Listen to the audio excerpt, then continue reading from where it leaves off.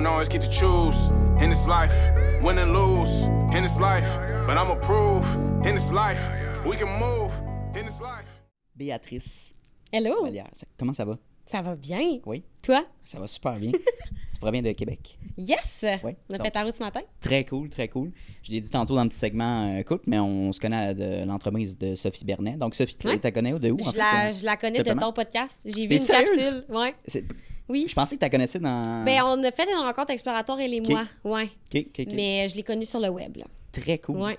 Ben, on a fait un meeting ensemble, puis je pense que la connexion s'est faite au niveau, mais on travaille dans le même domaine aussi. Oui. Ça aide, on parle le même jargon. Ouais. Fait qu'on se retrouve aujourd'hui, on fait du contenu ensemble, on fait un podcast aussi pour parler de ton parcours. Fait que je te laisse le plancher, le champ libre pour te présenter. Qu'est-ce que tu fais? Tu manges quoi en hiver? Ben, moi, c'est Béatrice. J'ai 26 ans. Je suis entrepreneur, donc je suis la fondatrice de Vitamine B Marketing, un studio spécialisé en création de contenu puis médias sociaux. Okay. Avant ça, j'ai cofondé un OBNL aussi quand j'étais à l'université. Et je suis une fille de projet. Donc, OK, that's it. Ouais, voilà. Fait que c'est vraiment short and sweet, là, mais on va apprendre à se connaître plus Ben oui, dans le podcast. Oui. Là. Quand tu dis fille de projet, c'est parce que tu as toujours été passionnée à partir des projets. Est-ce que quand tu étais jeune, tu avais des tendances entrepreneuriales? Ouais. OK. C'est drôle, hein? Est-ce qu'on est entrepreneur ou est-ce qu'on devient entrepreneur? C'est une bonne question. Moi, j'étais un peu mitigée entre les deux. Je pense qu'on est avec des qualités que ça prend pour être entrepreneur, mais ces qualités-là peuvent aussi se développer avec le temps. Moi, quand j'étais petite, je faisais des stands de limonade au bout de ma rue, je faisais des marchés aux puces. Nice. Secondaire 5, j'ai eu une entreprise étudiante. Après ça, j'ai eu mon OBNL. Là, maintenant, j'ai Vitamine B. Ouais. Donc, je pense que ça a toujours fait partie de moi, cette flamme-là entrepreneuriale. Mais il n'y a rien qui empêche que quelqu'un qui part une business à 40 ans devienne entrepreneur. Tu n'es pas obligé d'être entrepreneur toute ta vie. Non, je pense pas. Tu dirais, est-ce qu'il y a un avantage de commencer tôt? Vraiment. OK. Vraiment, vraiment. Je pense que plus tu pars ta business jeune, moins tu as de risques. On s'entend que quand tu pars ton entreprise à 30, 40 ans, tu as peut-être des enfants, tu as peut-être une maison, il y a pas mal plus de risques, tu as pas mal plus à perdre. Alors que quand tu es aux études ou que tu viens tout juste de terminer, tout ce que tu as à perdre, en fait, c'est ton temps. Tu peux perdre ton temps à travailler sur un projet qui ne te rapportera pas. Mais... Est-ce que tu vas perdre de l'argent, tout dépendant de combien tu investis? Peut-être. Mais je pense que plus tu es jeune, moins tu as à perdre. Puis aussi, plus il y a de ressources pour t'aider. Quand tu es à l'université, il y a tout plein d'accompagnements. Il y a des services gratuits, des bourses, des subventions qui encouragent la jeunesse entrepreneuriale. Fait que je pense que de se partir jeune, c'est vraiment avantageux. Oui, il y a des désavantages, par contre. Je sais pas si toi, tu le vis, là, mais tu sais, on n'a pas 30 ans d'expérience dans notre domaine. En même temps, on est chanceux. On est dans un domaine que ça fait pas 30 ans que ça existe. T'sais? On est jeune avec le domaine. C'est ça, exactement. Mais des fois, pour certaines personnes, il y a peut-être un peu moins de crédibilité parce qu'il y a moins d'expérience. Fait que ça serait un des désavantages que je verrais, mais moi, je trouve 100%. Qu'il y a beaucoup plus d'avantages que de désavantages. Tu sais, il y a surtout quand on est jeune, il y a l'anxiété qui rentre là-dedans, mais le syndrome de l'imposteur, c'est quelque chose qui est très, très, très commun pour n'importe qui se lance en affaires dans ses premières années. Vraiment. Mais pour revenir au point que tu as dit par rapport à la seule chose que tu as à perdre, c'est ton temps, mais c'est relatif aussi quand tu es jeune. Ton temps, en fait, c'est la meilleure manière de le réutiliser, c'est de faire des expériences. Vraiment. Fait que tu le perds pas. Même si tu fails puis tu te foires, tu le mets dans ton sac à dos puis tu apprends de ça. Oui, 100%. Faut que tu vives ça autrement. Autrement, comment tu veux te vendre devant des personnes quand tu n'as pas vécu ces expériences-là, tu sais. Puis trouver des solutions aussi à ces problèmes-là. Fait que selon moi, c'est genre... T'es juste gagnant à essayer des choses. Oui, ben oui. Right? On apprend autant, je pense, dans les succès que dans les erreurs. Ah, tellement. Ça en prend des moins bons coups, là. Ouais. Parce que sinon, on se remet pas en question. Puis ça forge un caractère aussi. Ouais. Mentalité de persévérance, persévérance. Puis de croissance aussi, là. Fait que ça, c'est vraiment intéressant. La réalité de tes parents, donc peut-être sœur, frère, parental, ça ressemble à quoi? Est-ce que c'est des entrepreneurs? Est-ce que c'est des employés? Ton cercle d'entourage, ça ressemble à quoi? Moi, il n'y a pas un entrepreneur dans ma famille. Pas un? Pas un. Mes deux parents ils étaient travailleurs sociaux. Ouais. Personne dans ma famille a sa propre entreprise. Okay. Donc, quand je dis qu'on est entrepreneur puis on peut devenir entrepreneur avec le temps, moi, je pense que je suis pas mal née avec ça. Tu sais, il n'y a pas personne qui m'a appris, j'ai pas eu de modèle. Je pense que j'ai toujours eu ça en moi. Par contre, 100%. Ce qui est intéressant, c'est que je crois que le travail social je l'ai en moi. Tu sais, je suis pas une travailleuse sociale, mais je pense que via mon entreprise, il y a ces belles qualités-là que mes parents avaient, que j'ai aussi en moi. Le côté relation d'aide, vouloir accompagner, vouloir aider, vouloir transmettre pour rendre autonome, pardon. Fait que ça, je l'ai beaucoup en moi, je pense. Mais j'ai pas eu d'exemple. J'ai pas personne autour de moi qui avait son entreprise. Est-ce que tu as vécu du jugement ou au contraire du soutien par rapport à ça? Hey, c'est une bonne question. On dirait que je m'en rappelle pas vraiment, mais Quand tu t'es lancé, genre, je pense que j'ai eu du soutien ou simplement pas de commentaires. Parce que je me rappelle pas m'être fait dire... Ou tu sais, des questions du genre, t'es-tu sûr que c'est une bonne idée? T'sais? Ouais. Tu sais, des trucs un peu, un peu banals. Ouais, des petites... en question, là, tu sais. Ben, en fait, je dirais que moi, ça a tellement été graduel que c'était pas comme du jour au lendemain, je me pars à mon compte. Tu sais, j'ai commencé à avoir quelques contrats comme pigiste pendant mes études. Puis à un moment donné, là, j'ai fait le grand saut. Puis ça s'est fait graduellement. Fait que c'était pas drastique. Je pense qu'il y a des fois des décisions comme ça, quand c'est drastique, de dire je lâche ma job puis je me pars à mon compte. Ou là, c'est peut-être plus propice à recevoir des questionnements, des commentaires de ton entourage. Mais moi, ça s'est fait comme naturellement. On dirait que ça m'a choisi. Fait que c'était difficile un petit peu de remettre ça en question, je pense. OK, c'est intéressant. Très cool. Puis là, ben, ça fait combien d'années exactement que tu es en affaires? Ça fait plus avec, de 2 ans. Vitamine B? Ouais. 2 ans. On a lancé en 2022, février 2022. Puis, ben, mon OBNL, j'ai eu ça pendant le bac, là. Donc, je dirais que ça fait pas mal 5-6 ans là, que je suis entrepreneur, oui. Dans le fond, pourquoi tu as lancé Vitamine B? Tu sais, c'est quoi un petit peu ta plus-value que tu amènes sur le marché? Parce que des agences, puis il y a beaucoup de compétition. Donc, à Québec, un peu, ça ressemble à quoi le marché? Mais par rapport à ta plus-value, là. Il y a beaucoup d'agences, comme tu dis. Il y a aussi beaucoup de travailleurs autonomes, de pigistes, de solopreneurs. Je pense qu'on est dans un domaine en ébullition. Hein? Toutes les entreprises ont besoin. Toutes les entreprises ont besoin d'aide pour leur marketing. Souvent, il n'y a pas d'équipe interne. Ou s'il y en a une, elle est plus petite, elle est limitée. Donc, il y a un besoin. Moi, je trouve que oui, il y a de la compétition, mais en même temps, je trouve qu'on est juste tous des individus qui vivent les mêmes enjeux et on se partage le marché. Au final, je vois pas ça comme de la compétition, mais plus comme de la coopétition.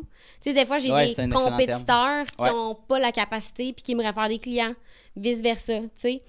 Fait que moi, quand je me suis lancée, en fait, mon objectif avec Vitamine B, c'était vraiment de rendre les services et l'expertise marketing plus accessibles. Parce que c'est un peu ça que je trouvais dommage, c'est que les agences, souvent, c'est très dispendieux. Puis là, j'ai rien contre les agences. J'ai travaillé en agence avant d'avoir Vitamine B. J'ai adoré mon expérience. Mais reste que souvent, une agence, c'est vu comme une grosse structure, une grosse équipe, des coûts élevés. Fait que moi, ce que je voulais, c'était de créer quelque chose de plus petit. Tu sais, là, on est 3. J'ai 2 employés à temps plein avec moi. Puis, ça se passe super bien et on mise vraiment sur la proximité avec nos clients. Fait qu'il n'y a pas personne qui se sent comme un numéro quand il travaille avec Vitamine B. On a vraiment un service personnalisé. Puis, l'objectif, c'est de rendre le marketing des médias sociaux puis la création de contenu accessible. Donc, on ne charge pas une fortune pour nos services. Probablement qu'on pourrait charger plus cher. On n'est pas les moins chers non plus, mais notre expertise, elle reste accessible parce qu'il y a un segment de marché qui a besoin d'aide, mais qui est soit en démarrage ou qui n'a pas nécessairement des budgets de 100 000 $ par année, tu sais. Mais ces gens-là ont quand même besoin. Donc, comment est-ce qu'on vient les aider? C'est en offrant une offre de service qui est accessible, oui, par les prix, mais par sa diversité. Fait que c'est aussi comme ça qu'on se distingue chez Vitamine B. On n'a pas de forfaits qui sont pris dans des boîtes. Nous, c'est quoi ton besoin, c'est quoi ton budget, on va te faire quelque chose de sur mesure. Fait qu'on peut faire de la consultation, on peut faire du coaching, de la formation, on peut faire de la prise en charge clé en main, on peut faire des webinaires. Donc, c'est vraiment, vraiment large notre éventail de services. Puis ça permet de répondre à tous les besoins, en fait, du marché. J'ai une bonne question pour toi parce que ça fait un lien avec ça, puis je vais diverger un petit peu de notre ligne de direction, mais disons que dans les agences, je pense qu'il y a beaucoup de problématiques, de lacunes, versus petite agence, grosse agence, niveau service à la clientèle, qualité de produits, de services. Toi, est-ce que tu as identifié justement un problème récurrent que tu vois chez des grosses agences de marketing? Je dirais le roulement dans l'équipe interne. Tu sais, les employés, ils changent, là. Tu sais, il y a un roulement, la compétition dans le marché du travail, c'est vraiment féroce. Donc, moi, ce que j'entends souvent de mes clients, c'est, je travaille avec une agence, mais au final, j'ai changé 3-4 fois de personnes qui s'occupaient de mon compte. Fait que ça, pour le client, c'est c'est énergivore. Ouais, Il change de personne, exact. il doit réexpliquer, il doit se réhabituer à des nouvelles façons de faire.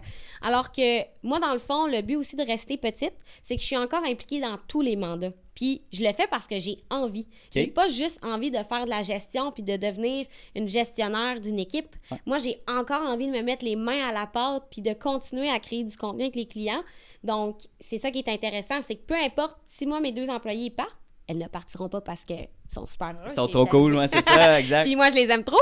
Mais si elles partent, ben quand même, moi, je suis au courant de tous les mandats, puis je suis déjà impliquée. Donc, ça garde une stabilité, en fait. Excellent. Puis les médias sociaux, c'est très personnel. Hein? C'est comme si tu confies l'image de ton bébé à quelqu'un d'autre. Fait que quand tu fais ça, il faut qu'il y ait un lien privilégié qui se crée. Puis ça aussi, c'est un problème récurrent que j'ai entendu auprès de mes clients, c'est ils nous comprennent pas. Ils créent notre contenu, ils nous comprennent pas. Nous autres, quand on anime les médias sociaux de nos clients, on fait une grosse phase d'analyse puis une stratégie, puis on s'imprègne de leur personnalité. On prend le temps de les connaître, on prend le temps de s'intéresser à leur domaine. Tu sais, on anime les médias sociaux de l'Ordre des denturologistes du Québec. Il a fallu qu'on s'informe, là. Il a fallu qu'on apprenne sur les Les prothèses, codes sur de la déontologie santé. aussi. Oui, tout à fait. Tu sais, c'est quand même Sure. régi. For sure, for Fait sure. que nous, on fait ça avec tous nos clients. On apprend à les connaître, puis au final, quand on crée du contenu pour eux, ça paraît pas que c'est fait à l'externe. Parce qu'on a une relation privilégiée avec eux. that's it. On rentre en profondeur. On n'est pas dans un service transactionnel. On est dans le relationnel.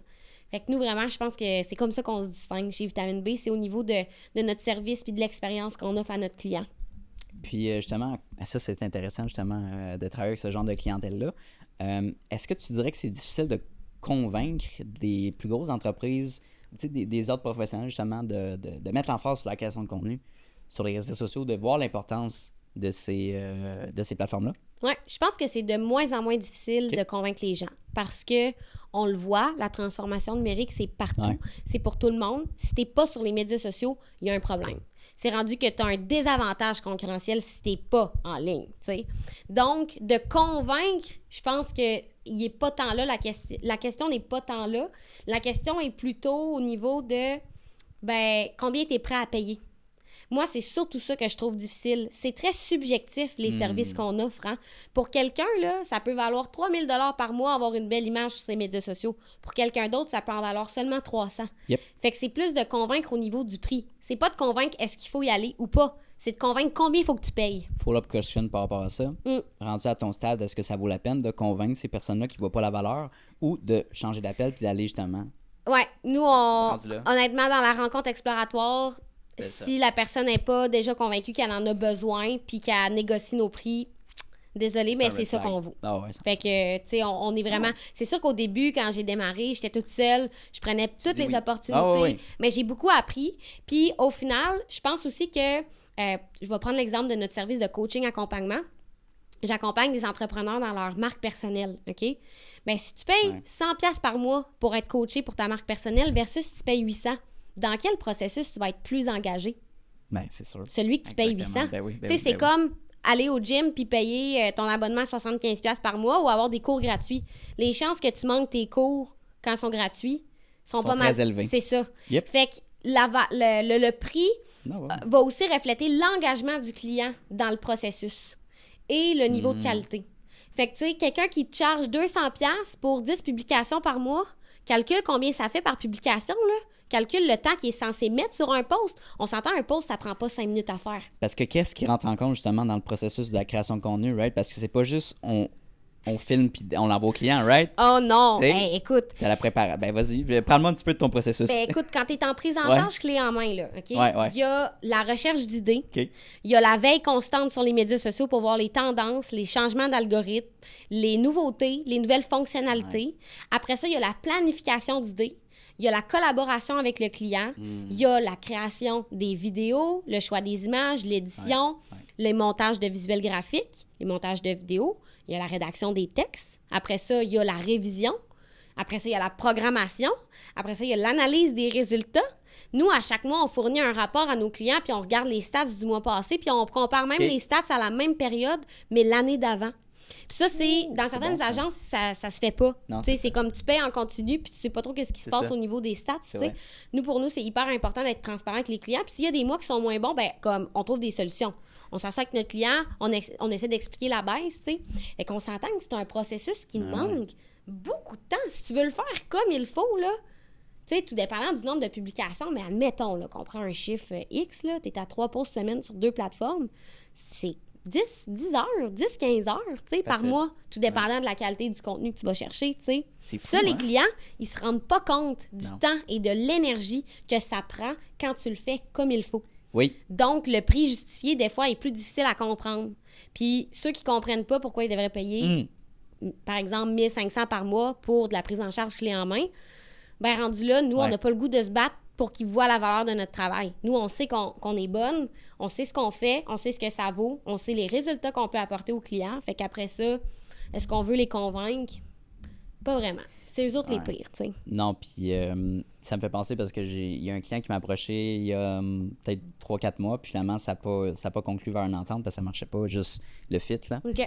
Puis... Ça, des fois, c'est mieux. C'est tu sais. ça, tu sais. C'est mieux que ça marche pas, puis... C'est intéressant parce que je disais, mettons, OK, je disais, c'est 1000$ par mois pour la stratégie que tu as besoin, tu sais. OK, mais genre, combien ça te coûte exactement la capsule? Pourquoi tu me charges 1000$? Comment c'est divisé, tu sais? Puis exactement quel coût que ça coûte? Mais je dis, c'est parce que dans le processus, tu as tellement de coûts variables. Oui, tu as le coût des capsules tel quel, tu as la programmation du contenu, tu as justement, est-ce qu'on engage des sous-traitants, est-ce qu'on fait telle chose. Fait que là, ça rentre en compte. Fait que si tu veux, je te détaille un document, je vais le faire, mais moi, te le charger, là, si tu veux, là, parce qu'il y a tellement de coûts de variables, c'est mon prix. C'est ça. Mais tu sais, quand tu rentres trop dans le détail, des fois, est-ce que, mettons, je me projette dans le futur, est-ce que ça vaut la peine de travailler mois après mois avec ce client-là quand tu sais qu'il va être aussi piqué dès le début? Passe à autre chose. Ouais. Ça marchera pas. Il y en a peut-être des gens qui vont avoir le bon fit, mais pas de problème avec ça. Moi, ça fonctionnait pas. C'est pas... c'est comme un peu briser un petit peu ma liberté de créativité aussi, là. Oui, vraiment. Fait que, Puis ça, je pense que c'est le critère numéro 1 quand tu es en affaires. C'est la grande différence versus quand tu es employé, c'est que tu choisis avec qui tu travailles. Ah ouais. Tu choisis qui est-ce qui forme ton équipe. Yep. Tu peux choisir, rendu à un certain moment donné dans le processus, les clients avec qui tu veux travailler. Puis le fit de personnalité, il est hyper important parce qu'on s'entend que faire des posts médias sociaux, il y en a plein. Au final, les gens nous choisissent pour notre personnalité, pour nos valeurs, pour notre énergie, tu sais. Fait que le fit avec le client est hyper important, autant pour nous que pour notre client. Si le fit est là, c'est bien plus plaisant que s'il n'est pas là, tu sais. Exact. Béatrice, penses-tu que... C'est parce que les gens ont souvent la perception que ça coûte un bras et une jambe faire affaire avec une personne à l'externe en marketing. Comment tu vois ça? C'est pas vrai. OK. C'est pas vrai, tu sais. OK. Ça dépend de tes besoins, OK? Mais une expertise, ça se paye. Par contre, si tu connais bien tes besoins puis que tu connais bien tes ressources à l'interne, il y a moyen d'aller chercher une expertise qui va vraiment répondre à ton besoin puis que tu vas payer pour exactement ce dont tu as besoin. Tu sais, des fois, là, les personnes vont te dire « tu as besoin de ça, ça, ça, ça, ça ». Puis toi, en tant que client, tu n'as même pas les connaissances pour te poser les bonnes questions. Donc, tu te dis « j'ai besoin de tout ça ». Donc oui, ça va me coûter vraiment, vraiment cher. Mais au final, si le consultant est bienveillant, moi, dans une rencontre exploratoire, là, je prends 30-45 minutes pour poser énormément de questions au client. Puis lui, des fois, il arrive dans la rencontre puis il me dit « moi, je veux de la prise en charge ». Puis là, en creusant, j'ai dit ah, ben, t'as quelqu'un à l'interne, cette personne-là. Est-ce qu'elle aurait un intérêt? Est-ce qu'elle aimerait ça s'en occuper des médias sociaux? Oui, vraiment, elle l'a déjà fait. Bon, ben, je vais y faire du coaching. Ça va te coûter 3 fois moins cher, tu sais. Fait qu'il y a aussi le volet, il faut que tu sois bienveillant quand tu vends tes services. Puis nous autres, là, notre approche, c'est ça. C'est on va te vendre exactement ce dont tu as besoin. Pas plus, pas moins. Puis les prix vont en conséquence. Mais c'est pas dans tous les cas où c'est censé te coûter la peau des fesses pour des services marketing. Fait que tu t'adaptes au client, finalement. T'as pas Ben juste... oui. C'est un offre qu'on vend, c'est le package, sinon on va ailleurs, right? Fait que c'est intéressant que tu... Oui, puis c'est parce qu'on s'entend que chaque client est différent. Ouais. Chaque entreprise est différente. Chaque entreprise a ses besoins, ses enjeux, ses objectifs, ses budgets. Fait qu'au final, pourquoi faire des offres qui sont prises dans des boîtes? Il faut s'adapter au client, tu sais.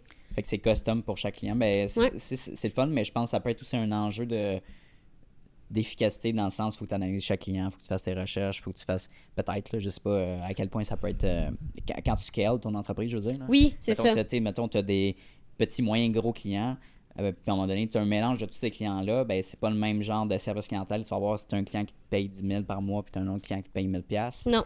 Il y a peut-être un challenge par rapport à ça. Là. Oui, 100%. Mais tu sais, on n'est pas toujours obligé de vouloir scaler. Tu sais, OK, développe là-dessus, c'est intéressant. ben, on parle partout, là, tout ce qu'on entend, on parle de croissance. Ouais. On parle d'hypercroissance. Ouais, Les ouais. banques veulent investir dans des entreprises à fort potentiel de croissance. Ouais. Pourquoi est-ce qu'il faut à tout prix vouloir la croissance? On n'est pas obligé. Ce qu'on peut vouloir, puis ce qu'on peut souhaiter, c'est aussi le bonheur. C'est aussi l'épanouissement personnel. C'est aussi faire assez d'argent pour payer ses choses, puis être heureux comme ça, Ouais. puis pas nécessairement vouloir croître plus. Tu sais, moi, je trouve qu'il y a une grosse pression quand tu te lances en affaires, que ouais. ta première année, la deuxième, il faut que tu doubles, il faut que tu fasses oui. plus, il faut que tu grossisses. Why? Pourquoi? Ouais. Tu sais, pourquoi on vise juste ça, la croissance? Ouais. Moi, c'est vraiment ma vision de ma business au final. Vitamine B, là, c'est mon canal pour avoir mon équilibre de vie. Dès que je sens que dès que je sens que je m'éloigne de mon équilibre de vie, Ça marche pas. là, je me pose des questions. Puis, tu sais, c'est arrivé à une couple de fois, j'ai pris trop de clients en même temps. OK. Là, ça marche marche pas. pas. Je travaille les soirs à la fin de semaine. C'est pas ça que je veux. C'est pas ça que je veux pour ma vie. J'ai eu une croissance dans ce mois-là. J'ai-tu eu du fun? Pas tant. vraiment. Tu sais? Fait que OK. je pense que quand on est entrepreneur, c'est important de se demander pourquoi on fait les choses. Ouais. Qu'est-ce qu'on veut réellement? Pourquoi on veut ces choses-là? Puis la croissance, elle n'est pas obligatoire. Excellent. Il faut s'enlever ça de la tête.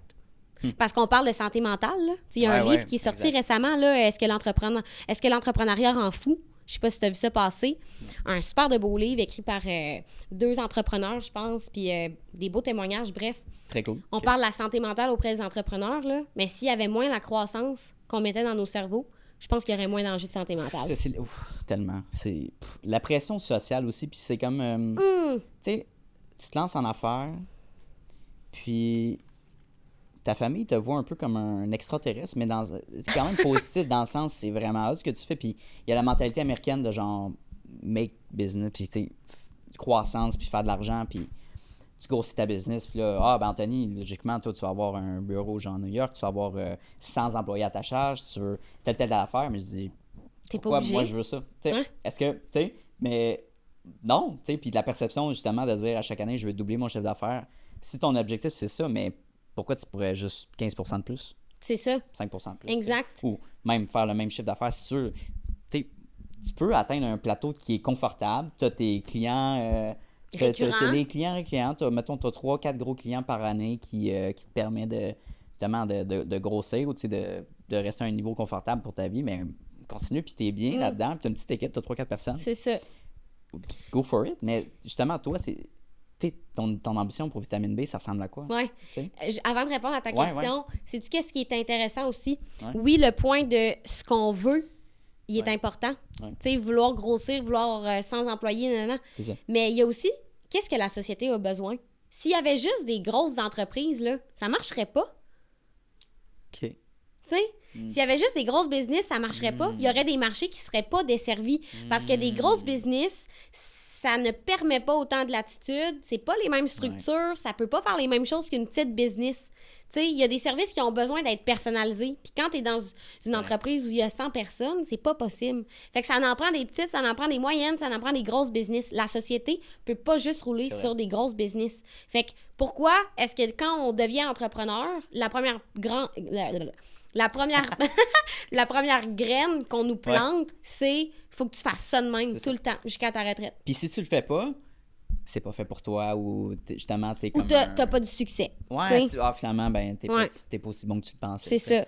Fait que ça, c'est un travail à faire sur soi-même. Puis c'est comme, ben non, c'est pas mes ambitions. Ou au contraire, tu penses que les gens, ils ont ça comme la vision de toi. Puis finalement, ben non, moi, je veux, tu sais, x10 ça. Je veux rendre un second Elon Musk. Mais tu sais, c'est Exact. parfait, tant mieux. Puis chacun ses objectifs de vie. Mais moi, ma vision pour Vitamine B, Ouais, c'est ça. c'est est-ce qu'à chaque jour, je continue à être heureuse et fière de ce que j'accomplis? Ok. Ma vision, C'est ta là, vision, c'est une vision personnelle. si c'est ça chaque Ok, jour, That's it. je remplis ma vision. OK? Wow. Par contre, oui, j'ai une vision long terme de Vitamine B. Ouais, t'sais. c'est ça. J'étais toute seule au début. On est rendu 3 Trois. dans l'équipe. Très cool. Je compte pas nécessairement augmenter, Ok. agrandir l'équipe sur le long terme. C'est pas un objectif en soi que j'ai. Ouais. Si ça adonne, puis si je vois les opportunités, Ouais. je vais les saisir. Tu sais, comme là, ma deuxième employée temps plein, c'est une opportunité que j'ai saisie. C'était un bon moment. j'avais pas nécessairement le nombre de clients parfait dès son arrivée pour lui fournir du travail à temps plein. Là, je suis dans ça. Okay. Là, je suis dans, genre, faut que je fasse du développement des affaires un petit peu plus, faut que j'aille chercher des nouveaux clients. On a plus de capacité, c'est correct. Mais moi, me mettre cette pression-là indéfiniment, ça marche pas. Je veux pas, tu sais. Moi, ce que je veux, c'est chaque jour continuer à être heureuse, puis aussi être capable de fournir un équilibre de vie à mon équipe. Tu sais, ce que je me permets, j'ai le goût de le permettre aux autres. Ouais. Puis avec une croissance, puis un développement infini, ça, des fois, c'est plus challengeant. Fait que la vision, moi, que j'ai de Vitamine B, c'est de rester une petite entreprise, rester proche de nos clients, puis amplifier notre impact de manière intelligente. Fait que, tu sais, en ce moment, on a un range de services. Ce que j'aimerais faire, c'est développer un amalgame de services encore plus accessible, encore moins cher pour des gens qui ne sont pas encore rendus à se payer de la formation ou du coaching. Donc, des outils en ligne, de la formation en ligne, des choses qui ne sont pas en one-on-one. Okay. Donc, des e-books, des formations téléchargeables. Fait que là, on est en train de travailler là-dessus. Ce que je veux aussi, c'est d'être capable de mieux aider nos clients. Fait que là, nous, on aide nos clients avec le marketing, mais d'avoir peut-être un pool d'experts, d'avoir une communauté d'experts à qui je peux référer. Ouais. Donc, de bâtir des partenariats qui sont durables, puis avec des humains qui nous ressemblent, qui ont les mêmes valeurs que nous, pour être capable de référer puis juste aider nos clients du mieux qu'on peut. Fait que, tu sais, c'est vraiment cool. On a un vitamine B marketing, mais pourquoi est-ce qu'on n'aurait pas un vitamine B à faire? Très cool. Puis, tu sais, ça amène à un point vraiment intéressant qu'on pourrait parler, mais au niveau de la brand personnelle, tu sais. L'image de marque, ces formations-là, ces outils-là, ces guides-là que tu vas offrir, ça fait un pont vers comment on développe sa propre brand soi-même quand, mettons, on est solopreneur, qu'on se lance, qu'on n'a pas les moyens. Mais de connaître, parce que quand on se lance, il faut porter tous les chapeaux possibles. Donc, comptabilité, finance, tu sais, comme marketing, tout ce qu'on peut penser. Donc, d'offrir ces outils-là pour ces entrepreneurs, je pense que ça serait essentiel que tu l'offres déjà. Et pourquoi?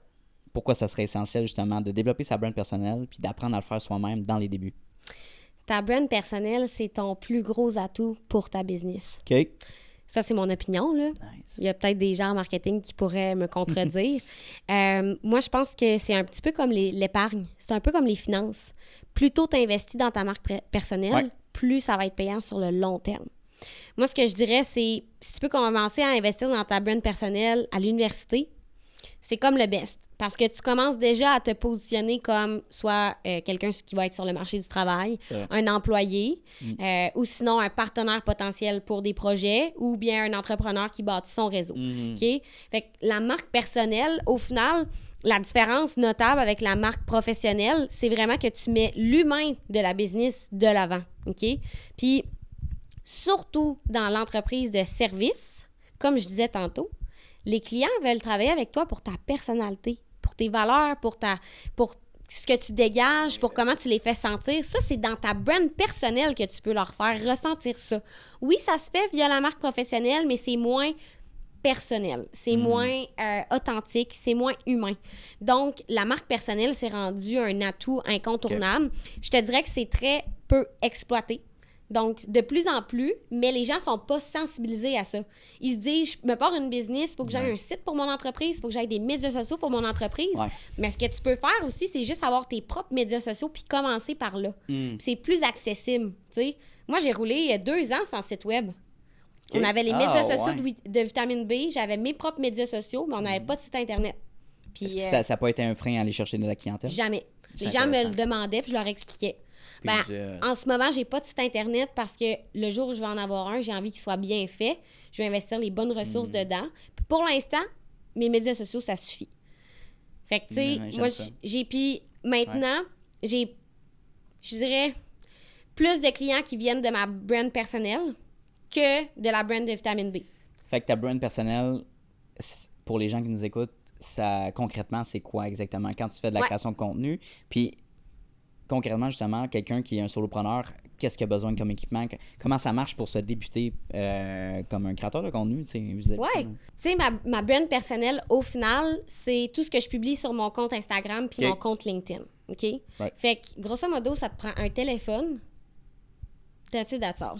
Wow! Ça coûte pas cher, mais tout le monde a un iPhone, tu sais. Oui. Ou un téléphone intelligent qui filme maintenant en 4K. Là. C'est ça.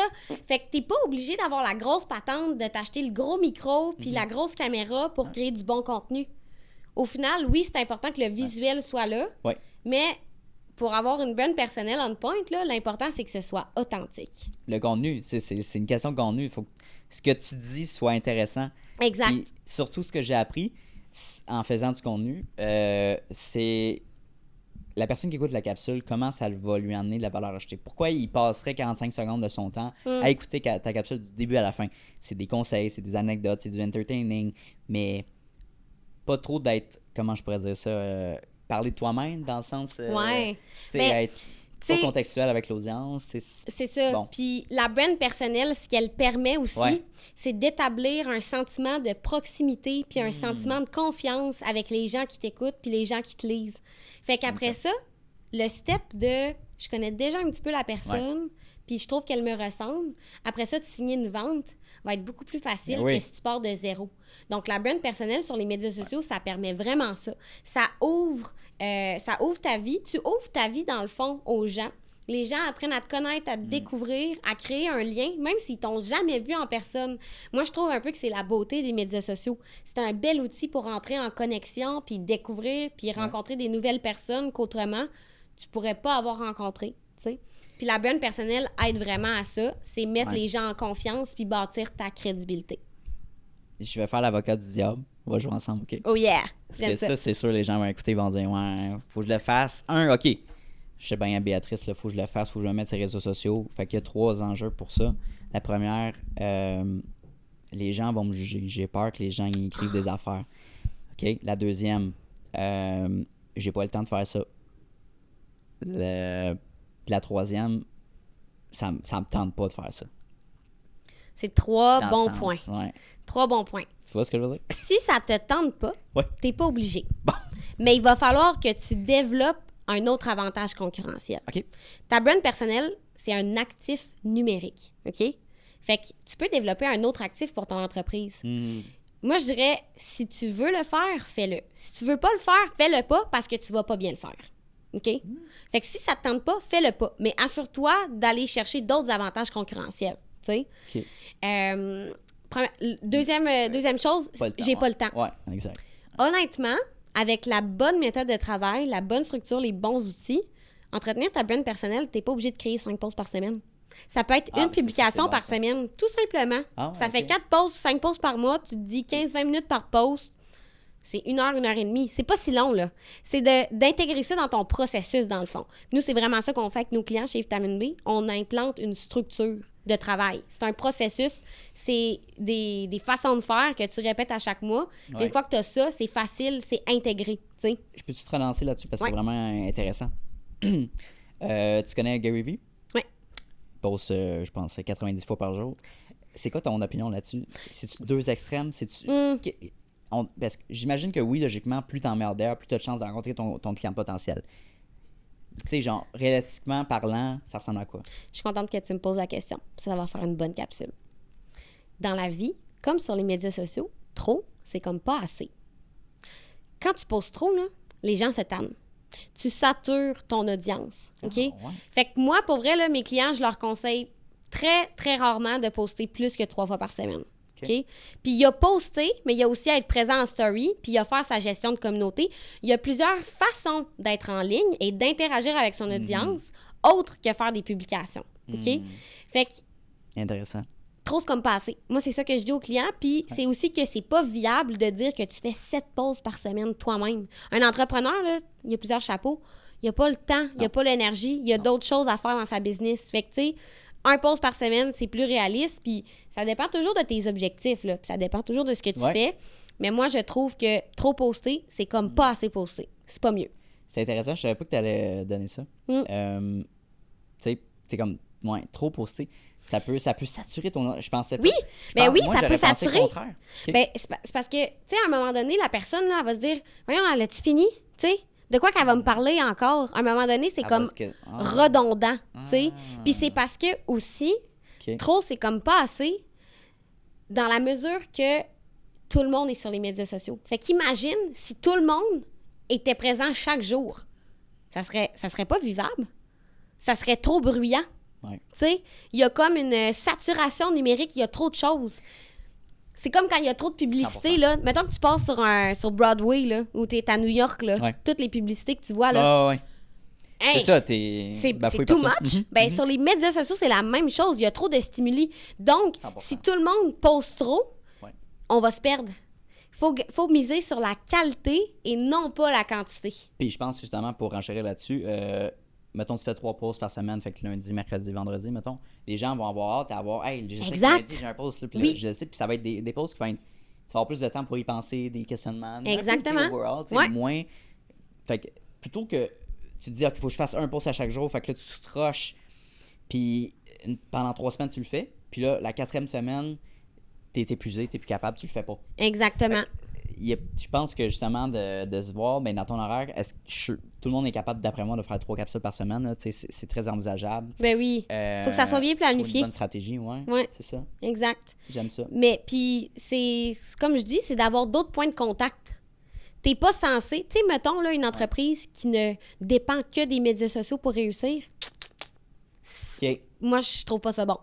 Si t'es obligé de faire 7 pauses par semaine, puis que dès que tu fais un pause de moins, tu vends moins, c'est pas un bon indicateur, là. T'es pas censé dépendre uniquement des médias sociaux. Les médias sociaux sont un complément. C'est comme une partie, c'est un morceau de casse-tête dans tout le casse-tête du marketing.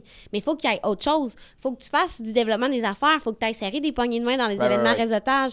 Il faut que tu fasses de la C'est vrai. pub. Il faut que tu fasses... Tu sais, il y a plusieurs façons de développer sa business. Donc, les médias sociaux, je pense qu'il ne faut pas juste dépendre de ça. Donc, d'être dans un équilibre. Tu sais, moi, mon mot d'ordre, c'est l'équilibre. Je trouve que faire 7 pauses par semaine, c'est d'être dans un déséquilibre, c'est d'être dans un extrême, tu sais.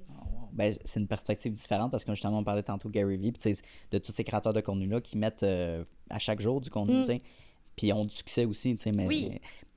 Faut s'assurer que le contenu soit pertinent. Si tu arrives à faire 7 pauses par semaine puis que chaque pièce de contenu est pertinente, fine.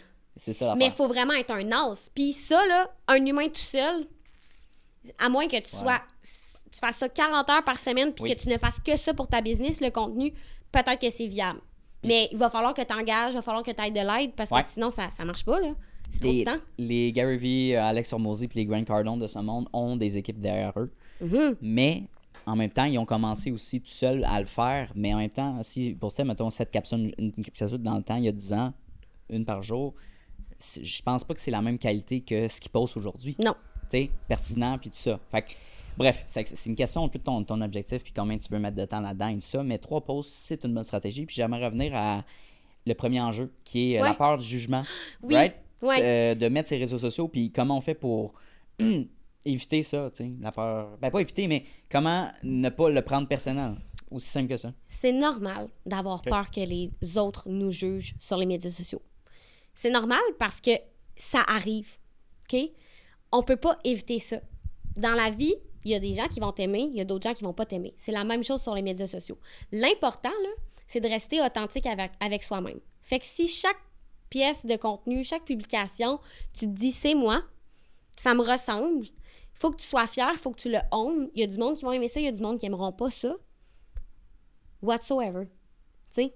C'est vraiment ça le thinking qu'il faut avoir parce que on pourra jamais plaire à tout le monde. Il va toujours avoir des gens qui vont nous juger. Puis au final, c'est eux autres les pires. C'est eux autres qui entretiennent des énergies négatives. Nous, ce qu'il faut faire avec notre présence, c'est juste qu'on soit dans le positif. Qu'on croit en nous, qu'on s'assume, qu'on soit groundé, puis qu'on soit aligné avec ce qu'on veut projeter. Après ça, si tu as peur du jugement des autres, ben tu te crées une propre limite. Fait qu'il faut juste se l'enlever, cette limite-là. T'sais? C'est une question, je pense, c'est un travail sur soi aussi. Parce que Vraiment. si ça t'affecte, ben c'est parce que t'es pas habitué avec la confrontation. Puis c'est normal, une personne n'aime être confrontée, right? L'humain aime le confort, tu sais. C'est Puis ça. c'est le cas de la majorité de mes clients. Bon, ils me le c'est disent. ça, ouais. Ah, j'ai peur que... j'ai pas envie d'aller demander à mon client de me laisser un témoignage parce que je veux pas avoir l'air gossante, tu sais. C'est ça. Mais, moi, je pense que si tout ce que tu fais, c'est authentique, tu diminues au maximum les chances que les gens te jugent. Puis après ça, si les gens te jugent, ben tu peux rien y faire. Fait que c'est de continuer puis de juste pas te concentrer là-dessus, dans le fond. Exact. Te concentrer sur le positif. Parce que la peur du jugement, tout le monde pourrait l'avoir. Fait que le monde qui réussit, c'est ceux qui l'ont pas. Tu sais? Exactement. Faut que tu sois fier de ce que tu mets de l'avant. Puis les gens, tu vas toujours avoir des haters. Tu vas jamais pouvoir être en mesure de créer du contenu qui va plaire à tout le monde. Exact. Pour vrai, tu peux faire du contenu politiquement correct que genre, normalement, sur la société, mettons, tu te dis, continue, tu sais, pousse tes études puis va à l'université, il y a quelqu'un qui va dire, moi, je peux pas aller puis j'ai été successful. Fait que C'est pour ça. vrai, t'es aussi mieux de créer du contenu, puis les gens qui t'aiment vont te suivre. Les gens Exact. qui t'aiment pas, ils vont pas te suivre. Ouais. That's it, that's all. Aussi simple que ça, mais c'est un travail sur soi-même. Puis je peux Vraiment. comprendre l'enjeu. Puis notre génération, c'est plus facile parce qu'on est né avec ça, puis on est comme... C'est plus ça passe, naturel. right? Exact. Tu sais, je regarde mes parents, puis tu sais, je regarde, ça te tente pas de me mettre sur les réseaux sociaux, j'aimerais ça, mais j'ai la peur, tu sais, Ouais. tu sens la vision des gens.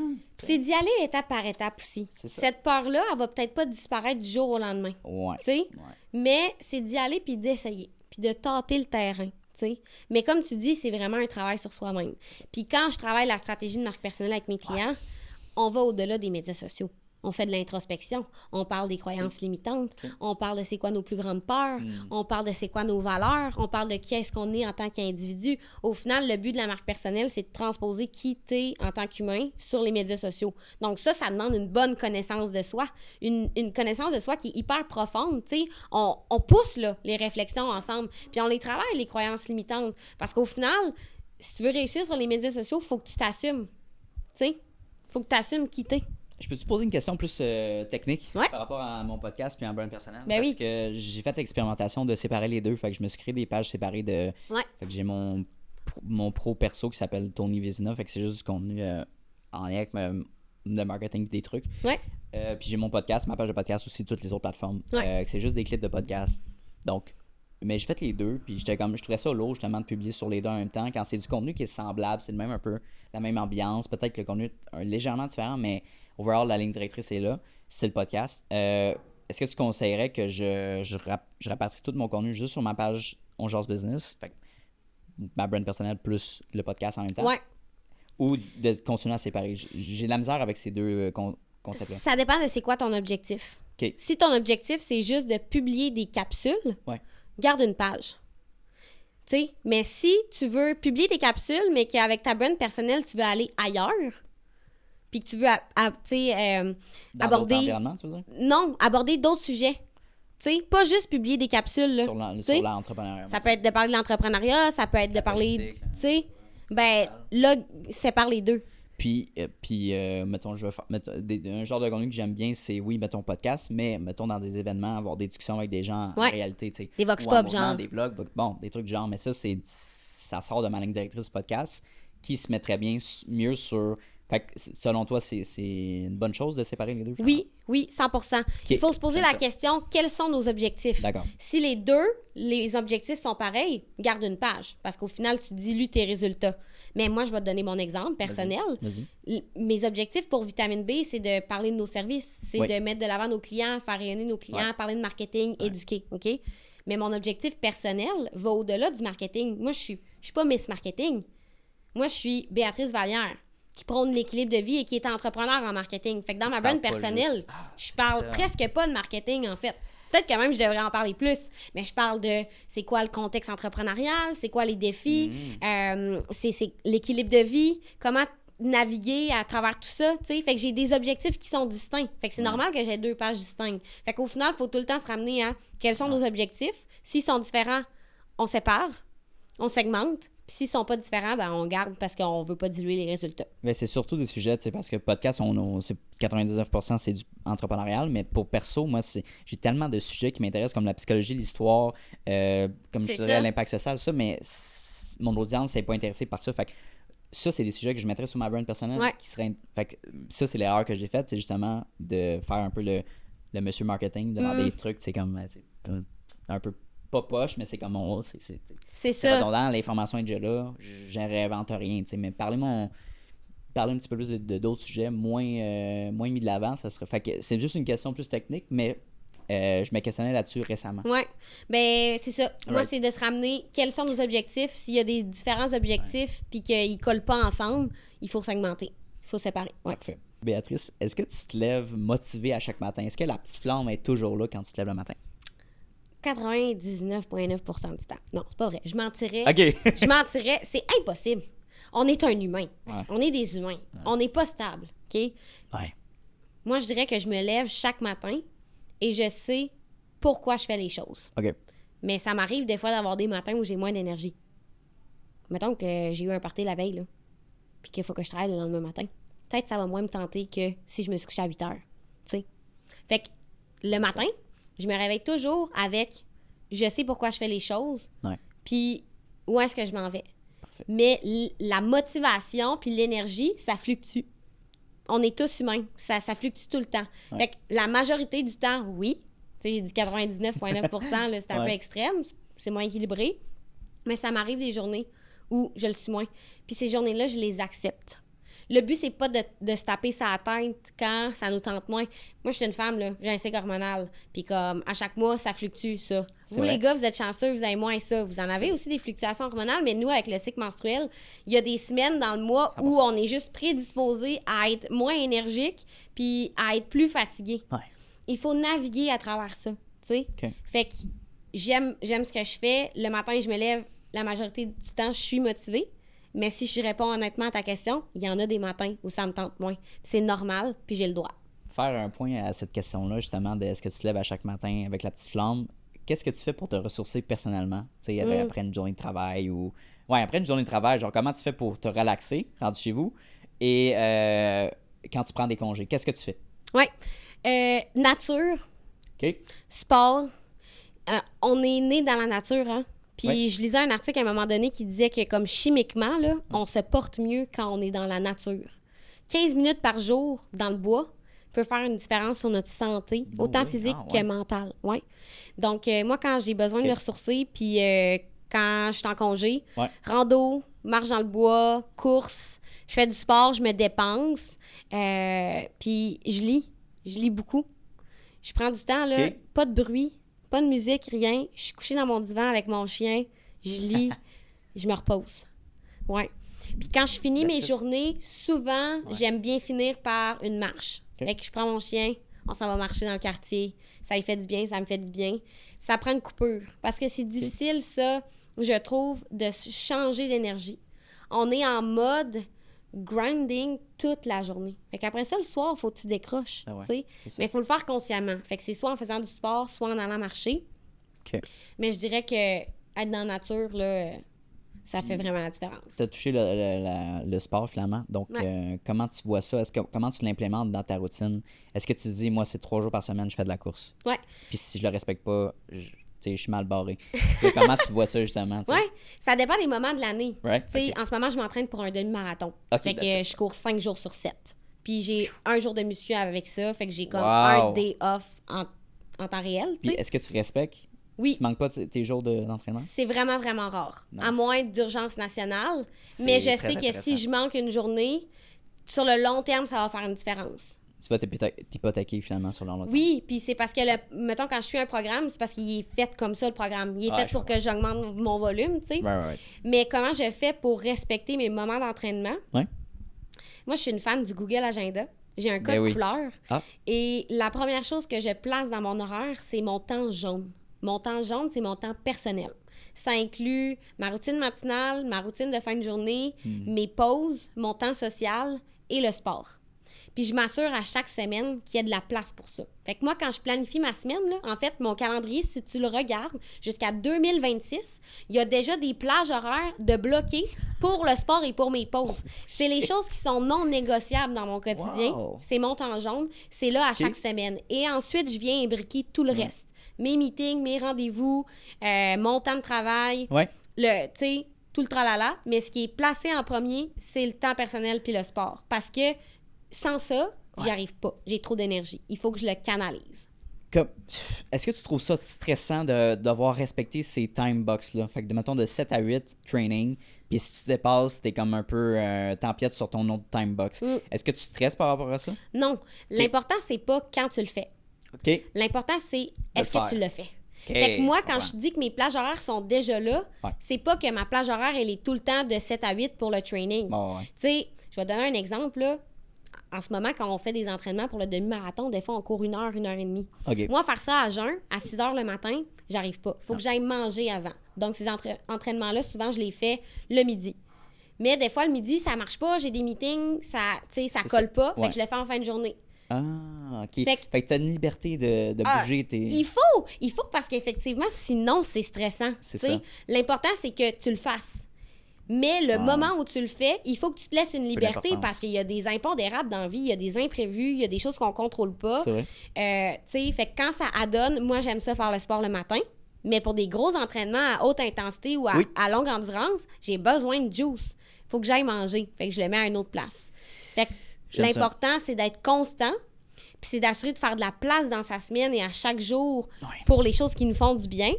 Mais de se garder une certaine latitude, puis pas trop se mettre de pression. Parce que sinon, la vie est plate en maudit. Là, si tu fais tout le temps les choses dans le même ordre, tu sais.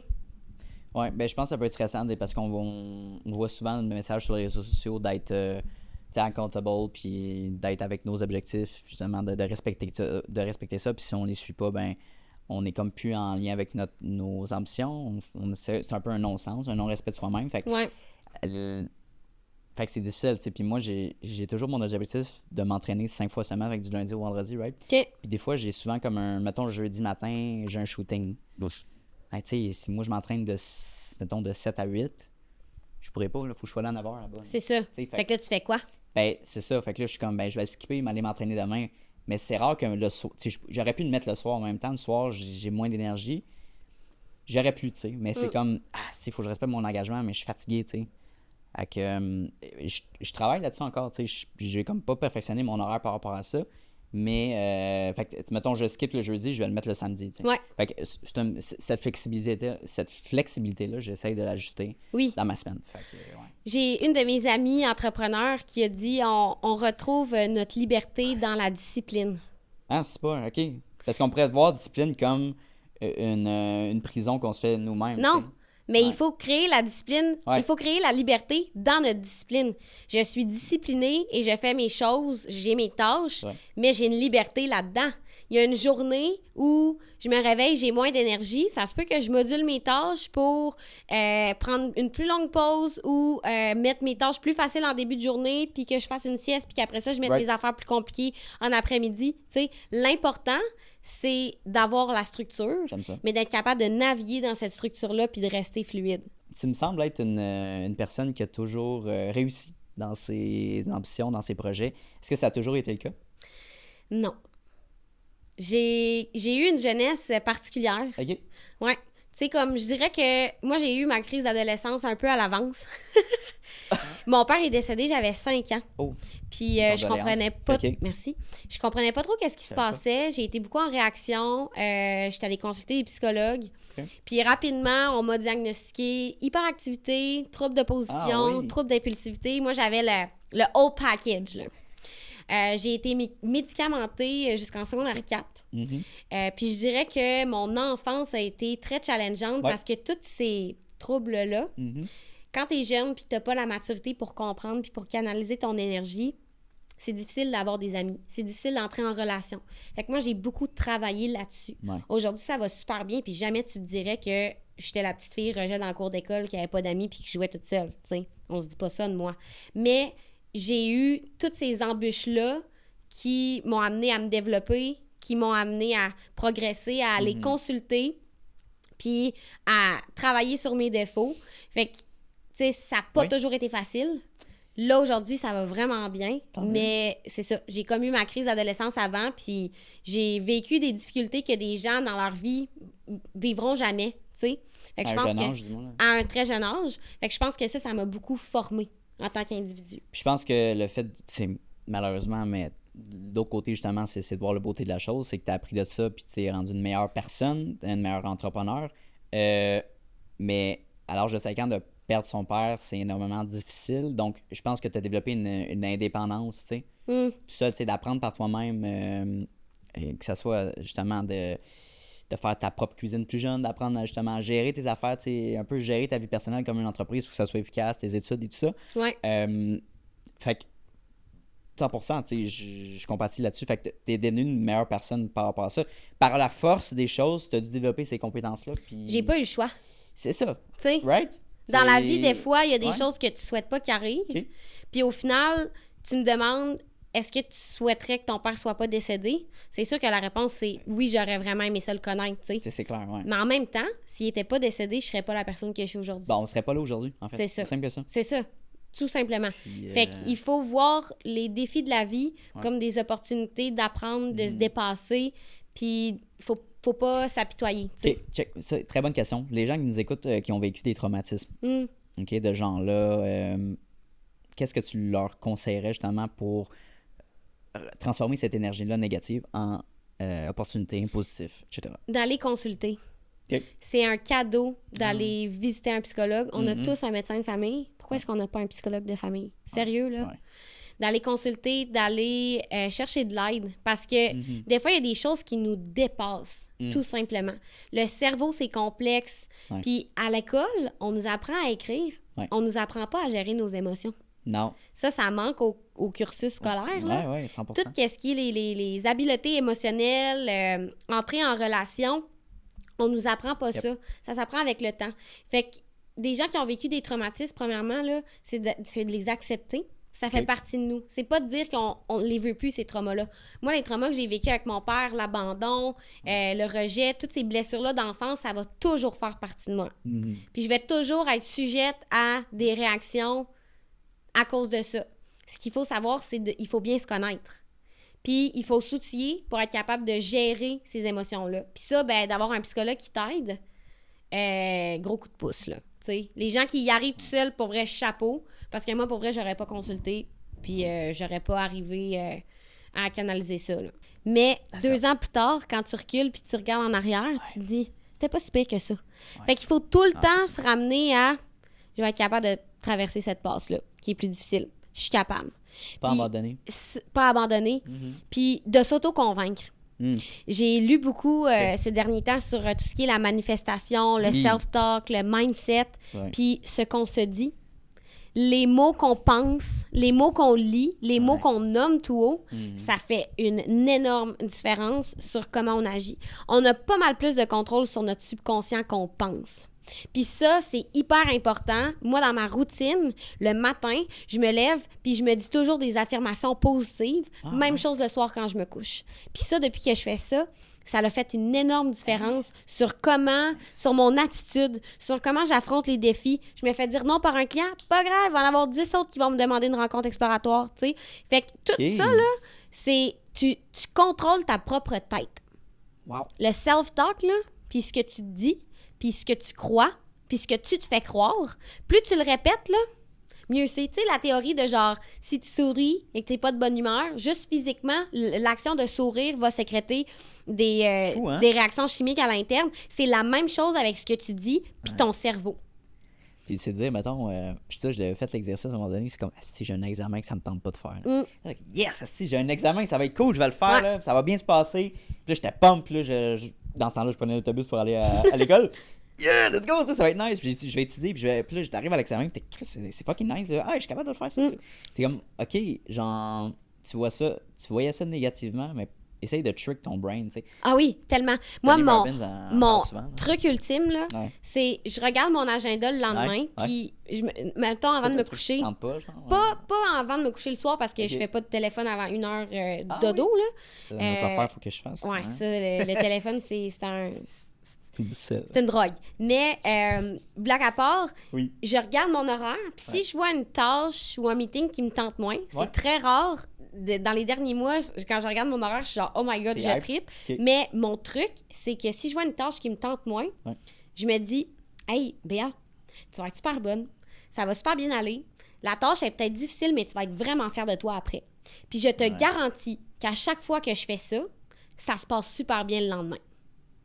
Fait que juste Le lendemain, tu veux le dire la lendemain, journée quand d'après? je fais ma tâche. Ok, T'sais, ouais. Moi, je 100%. me mine Ouais. déjà à avoir une tâche un petit peu plus compliquée, une tâche plus difficile, soit que j'ai jamais faite, Ben ou oui. une tâche plus boring. Puis je me convainc que ça va bien aller puis que je vais être bonne. Puis ça marche. Quelle Pour vrai, lecture là. tu conseillerais justement pour les gens qui veulent en apprendre plus là-dessus?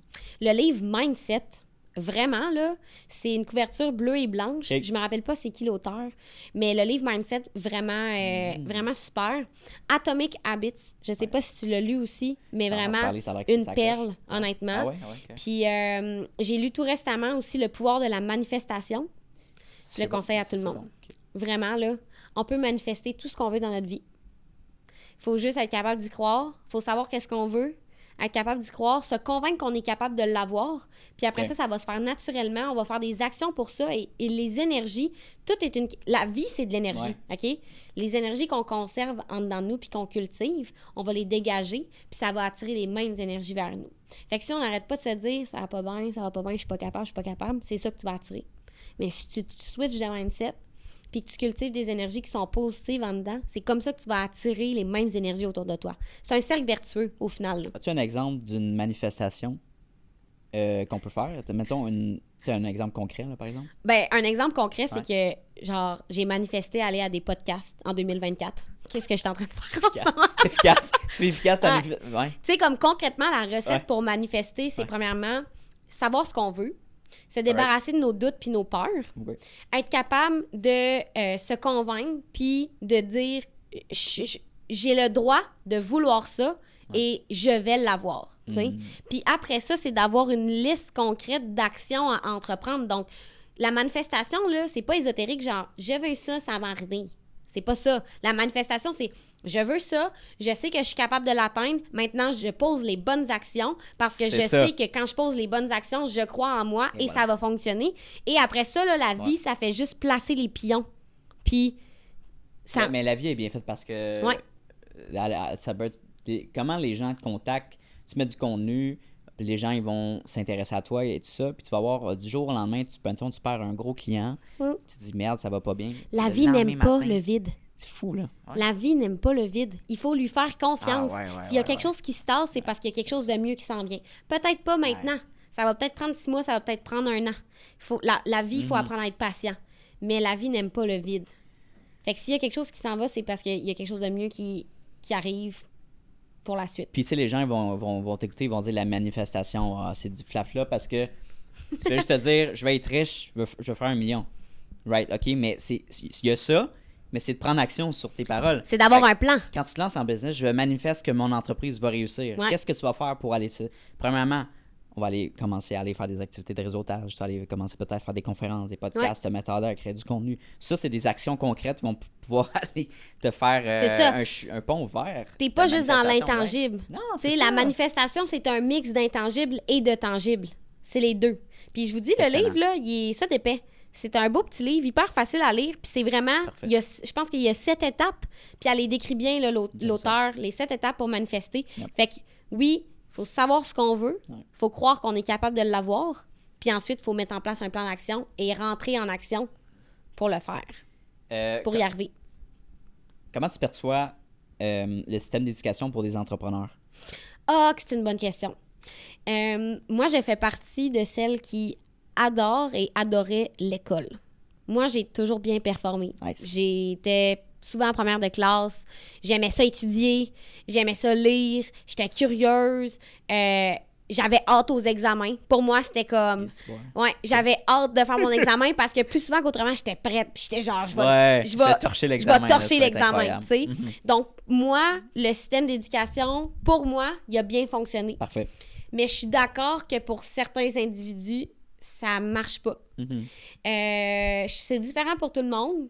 Moi, ça m'a apporté les bons outils que j'avais. Puis, tu sais, tu as des entrepreneurs qui n'ont pas de secondaire 5 puis qui bâtissent des entreprises, qui ont des succès puis qui font des millions de dollars. Moi, j'ai un MBA. Puis ma business, ça roule aussi super bien. Ouais. Fait que chaque histoire est différente. Ouais. Moi, pour moi, ça a bien fonctionné. Ce que je pense qui manque au système d'éducation actuel, Oui. c'est tout le volet de l'intelligence émotionnelle. T'en as parlé tantôt, c'est Ouais, pour ça. j'en ai c'était- parlé tantôt, là, Yep, mais yep. tu sais, on nous apprend pas à gérer nos émotions. On nous apprend pas à comprendre nos émotions. On n'apprend pas non plus à sentir les émotions des autres Ouais. puis être capable de s'adapter. Je trouve qu'il manque ça. Ouais. Puis aussi le volet finance. On parle pas assez d'argent. Non, pas en tout. Mm.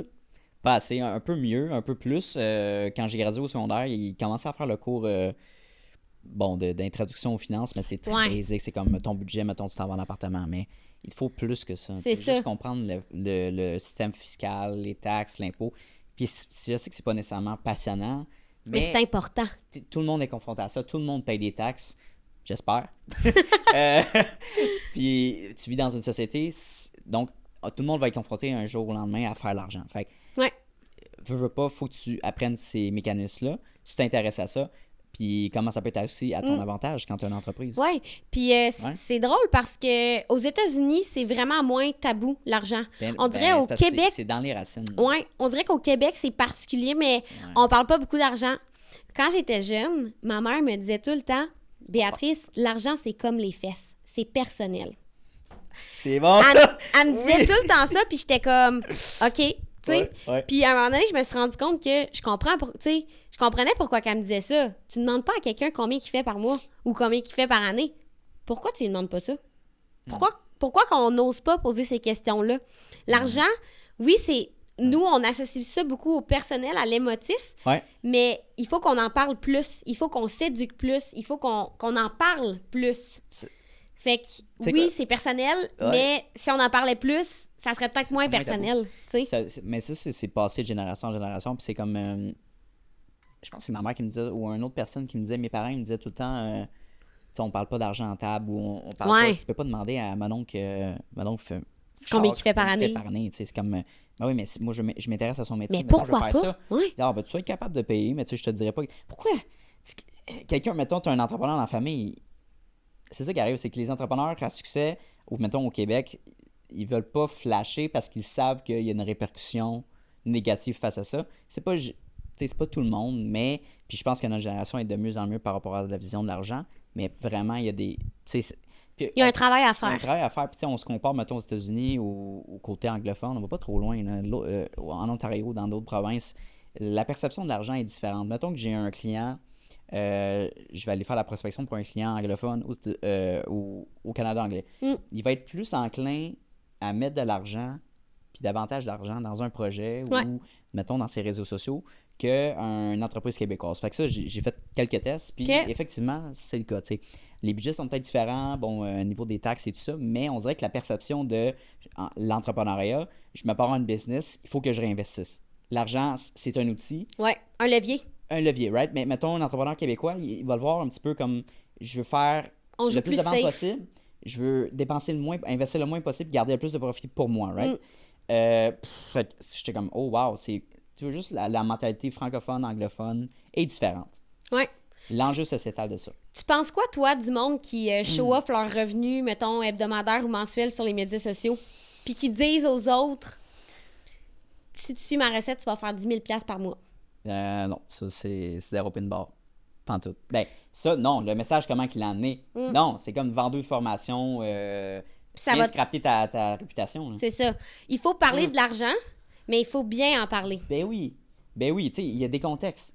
Mettons, tu fais 7 capsules à chaque semaine, puis tu te dis, à chaque jour, je fais 10 000 par mois, veux-tu faire apprendre? Tu sais, il y a des manières de l'amener dans des podcasts, c'est parfait, tu peux amener plus de contexte. Quand tu fais du coaching, mais tu sais, de vendre, c'est ça qui arrive, c'est qu'il y a beaucoup de formateurs, des gens qui pensent que c'est des experts dans leur domaine, mais que finalement, ils n'ont pas de background, puis que, ou une autre affaire, ils vendent des formations à 10 000, puis qu'ils disent qu'ils font 10 000, mais c'est parce qu'ils ont réussi à faire 10 000 par mois grâce à toi qui achètes les formations. Tu vois pas tout le contexte. Non, tu sais, c'est ça. Quand tu vois le Exact. 10 000 par mois, la personne, OK, as-tu travaillé 80 heures par semaine ou elle en travaillait 20? Faut mettre les chiffres dans un contexte aussi. tu sais. Exactement. Non, puis, tu sais, un peu l'infériorité québécoise, là. Tu sais, la fierté de qui on est. Tu sais, mettons que tu vas aux États-Unis, puis tout le monde a déjà voyagé ou en tout cas a déjà vu des photos, mais sur chaque terrain, il y a le drapeau. Le drapeau. américain, c'est fier. Puis les commerces, c'est généralisé partout. Même si les États-Unis sont, tu sais, 50-50, s'il y a un combat libéral, conservateur et tout ça, tout le monde a le drapeau tatoué sur le cœur, right? Bon, Canada anglophone, ça l'est aussi canadien, un peu Québec, moins intense. moins. Québec, c'est divisé. À Montréal, en tout cas, là, c'est 50-50. C'est Ben, c'est parce que c'est vraiment tellement canadien, québécois, multiculturel, right? Ben, tu sais. c'est ça, c'est très mélangé. Puis on a aussi notre historique, dans le fond. Fait que Europe, ben, très européen, très équilibre de vie, moins capitaliste. Et le côté américain qui est capitaliste. Fait que moi, je pense qu'il y a eu un conflit ou il y a eu un atterrissage là-dessus que, bon, on est qui, nous? Qu'est-ce qu'on On est? se retrouve où là-dedans? On est divisé dans ces deux mentalités-là. On veut-tu faire de l'argent ou on veut... On veut l'équilibre de t'sais, vie, tu sais. ouais. Fait qu'on Moi, je est pense mélangé que- à deux. C'est possible de faire les deux. Bah, ben c'est ça. C'est possible de faire de l'argent, mais c'est possible d'avoir son équilibre de vie. Ouais. C'est de faire de C'est ça. l'argent intelligemment. Ben oui. Tu sais, ça, il faut trouver des moyens. Parce qu'au final, là, moi, mon père, quand il s'est fait annoncer qu'il avait le cancer à 36 ans, il pensait qu'il pourrait profiter de sa retraite toute sa vie, puis finalement, ben non, 39, il est parti. Fait que vrai, hein? faut en profiter maintenant. Tu sais, c'est important de vouloir faire de l'argent, mais c'est important aussi d'être capable d'en profiter de son argent. Ben c'est parce que ça, tu sais, mettons, hey, 30, c'est tellement jeune en plus, puis Mm. t'es comme, hey, j'ai travaillé toute ma vie. Tu sais, mettons, C'est j'en ai pas maintenant, profité la dans ma vie, là. vingtaine, là, puis Mm. j'ai juste grindé, puis j'ai juste fait bien du cash, puis là, t'arrives, c'est cancer. Ouais. T'es comme, tabarnak, la vie, esti, j'ai tellement donné, puis là, c'est un gros finger qu'on me met dans la face. Il y a 2 personnes sur 3 qui vont avoir des maladies C'est graves fou, là. à l'âge d'environ 40 ans. Ouais. Tu sais, fait qu'il faut en profiter maintenant. Question pour toi, parce Ouais. que ça, c'est très, très, très intéressant pour les jeunes qui nous écoutent, parce que c'est mon audience, c'est 15 à 25 ans, mettons. Dans notre vingtaine, on a 2 visions. Fait que les gens vont nous dire, tu devrais te concentrer sur ta carrière, sur tes études, le moins dépenser possible, l'investir le plus, mettons, dans whatever, dans ton budget, l'épargner, en fait. Et l'autre vision, ben profite de ta vingtaine, voyage et tout ça. Donc là, ben, c'est deux contraires, parce que tu te dis, C'est OK, deux opposés. faut que je bâtisse mon empire, OK, je mets de l'argent de côté, right, mais si je veux voyager, ça coûte de l'argent. Fait que je vais aller piger là-dedans. Qu'est-ce qu'on fait? Est-ce qu'il y en a une qui est meilleure que l'autre? Qu'est-ce qu'on fait? C'est de trouver l'équilibre. Ouais, OK. C'est de trouver l'équilibre entre les deux. Ouais. C'est faut que tu prépares ton futur, mais faut que tu Ok. banalises pas ton présent. Ouais. La vie, c'est maintenant. Fait qu'il faut que tu en profites, mais faut pas que tu en profites au dépit de ton futur. Je comprends. Donc, c'est vraiment d'être capable d'établir une dynamique. Ouais. Ça, c'est mon opinion personnelle, là. Ouais. Mais il faut que tu épargnes parce que plus tard, tu as des projets futurs. Oui, oui, c'est ça. Mais il faut aussi que tu en profites maintenant. Donc, c'est de C'est trouver ça. un équilibre entre les deux, moi, je pense. Et surtout, voyager, c'est un bon point parce que tu dis, ah ben, je vais travailler toute ma vie, puis là, mettons, à 50 ans, je vais pouvoir me permettre de voyager. Mais Ouais, tu mais sais pas attends, si tu vas être en santé. there you go, le moment est là. Mais on dit pas de voyager 3 fois par mois, par année, là, tu sais, mettons, t'es pas obligé non plus d'aller à l'international, tu sais, t'as tellement d'alternatives. Mais j'étais juste curieux de savoir ta perception Ouais. là-dessus. Moi, c'est l'équilibre, c'est dans tout, là. Ouais. C'est dans Partout, la vie, hein. les médias sociaux, dans l'argent, dans, tu sais. Veux-tu parler de ta retraite pour les entrepreneurs? Oui, Ok. hey, j'ai annoncé ça vraiment récemment, Cool. puis c'est un projet qui me tient vraiment à cœur. Ouais. Les retraites vitaminées, dans le fond, le but, c'est d'offrir un moment de répit, un temps d'arrêt pour les entrepreneurs. Tu le sais, comme moi, là, on travaille fort, on Ouais. est passionné. Ouais. C'est facile de se laisser emporter dans ce rythme de vie-là facile, Ouais. puis de pas prendre le temps de s'arrêter puis de se poser les bonnes questions. Puis les retraites, c'est vraiment ça que je veux offrir aux entrepreneurs. C'est des moments d'introspection. C'est des ateliers concrets qui vont pouvoir les outiller à prendre soin d'eux pour prendre soin de leur entreprise. Au final, ton entreprise, elle fonctionne parce que tu es un humain qui la fait fonctionner. Fait que si l'humain n'est pas heureux, si l'humain il va pas bien, ton entreprise peut pas bien aller aussi. Fait que ça part toujours de soi. Puis les retraites vitaminées, c'est un peu ça que je veux amener pour les entrepreneurs, c'est de pouvoir échanger avec d'autres entrepreneurs passionnés dans des contextes très intimes, très authentiques, des belles activités. Donc là, la prochaine retraite s'en vient là, du 11 au 13 septembre prochain. On a loué un super beau chalet en pleine nature qui marie parfaitement nature et luxe, justement. Là. That's Fait que it. ça va être super plaisant. On va aborder comment créer un horaire idéal puis comment le respecter. Un horaire idéal qui va autant pouvoir te permettre de prendre soin de toi et te permettre de travailler sur ton entreprise. Puis ça, c'est hyper important parce que souvent, on l'entend, là, le 60-70 heures par semaine quand tu es à ton compte. T'es pas obligé. Fait qu'on va outiller les gens à Wow. vraiment bâtir un horaire pour vivre leur vie de rêve au quotidien.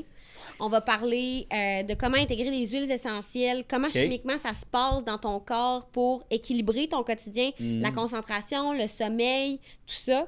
Puis on va aussi parler de la gestion du stress. Quand tu es entrepreneur, là, Ouais. tu as envie du stress pas mal au quotidien.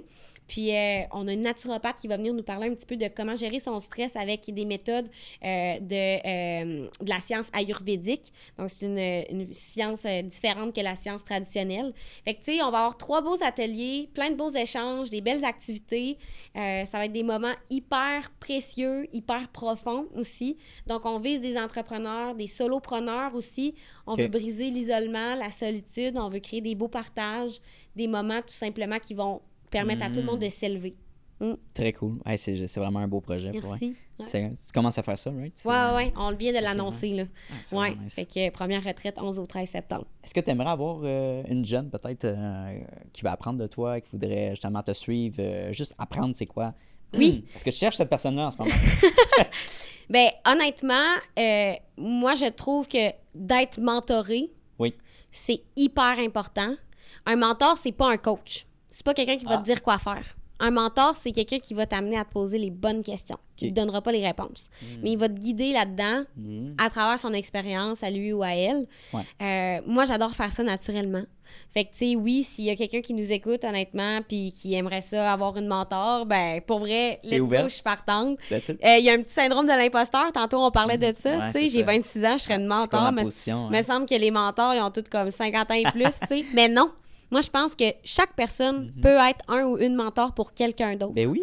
Ouais. Tu sais, ça peut être, parce que tu as 26 ans, mais ça peut être une personne qui a 26 ans, mais qui est employée, mais qui a vraiment le désir de se lancer en affaires. Mais là, je veux dire, c'est contextuel, vous avez le même âge, même situation, les mêmes enjeux qui s'en viennent.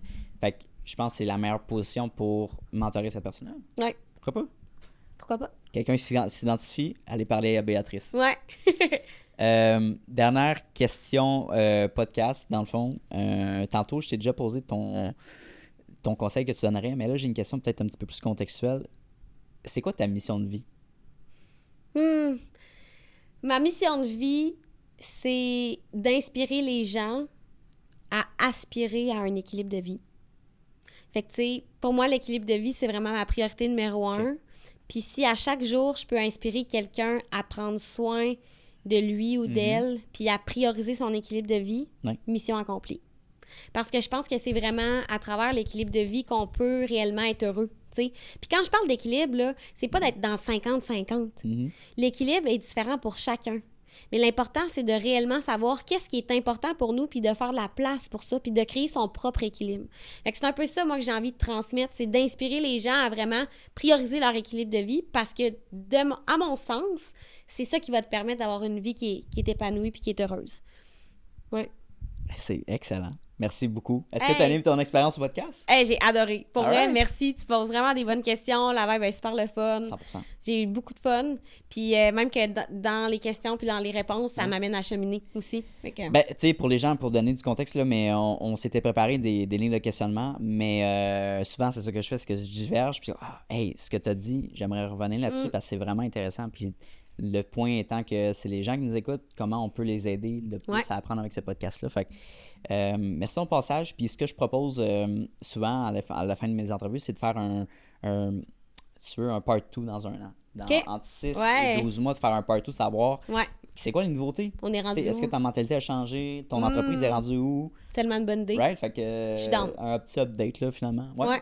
Avant de finir, Béatrice, ouais. Où est-ce qu'on peut te rejoindre pour collaborer avec toi? Facebook, Instagram, LinkedIn. Donc, autant Vitamine B, on est partout. Puis aussi, personnellement, vous pouvez m'écrire sur Instagram, sur LinkedIn. Ça va vraiment me faire plaisir. Des questions, aussi des collaborations. Des podcasts, partir avec des podcasts. Oui, exact. Fait que n'hésitez pas. Je suis parlable. Vraiment, très jasable. Merci encore. Merci.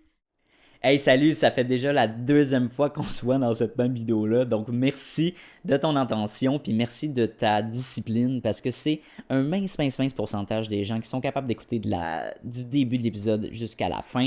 Donc, merci beaucoup de ta discipline. Ça démontre énormément de motivation de ta part et bien sûr d'un aspect important de l'entrepreneuriat que oui, la motivation c'est important, mais la discipline c'est encore plus important. Donc, merci de ton attention. La meilleure manière que tu peux me repayer pour ce podcast-là, vu qu'il est accessible à tous et gratuit, il va rester gratuit. Ça, c'est important. Notez-le à quelque part. Je tiens qu'il reste gratuit, accessible à tout le monde.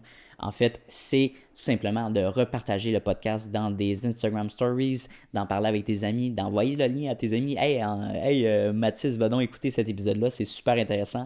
Ça vaut de l'or, puis ça va me permettre d'aller faire croître le podcast à un niveau exponentiel. Donc, merci beaucoup pour ton aide et ton intérêt pour le podcast. Et bien sûr, on se revoit la semaine prochaine, dès jeudi midi, pour un nouvel épisode. Donc, bonne journée à toi.